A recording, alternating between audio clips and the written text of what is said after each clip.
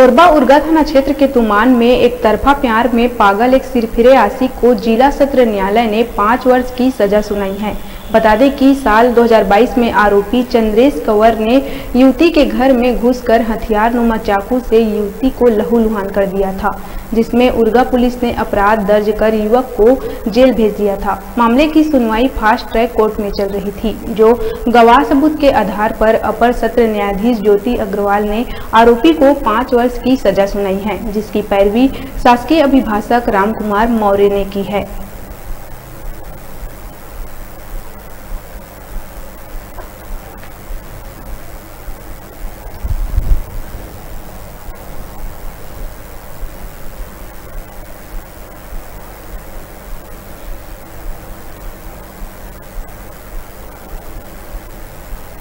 दिनांक 25/12/2022 की घटना है।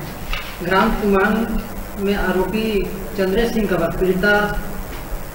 प्रार्थिया के घर में घुस के उसके गले में चाकू से वार करता है,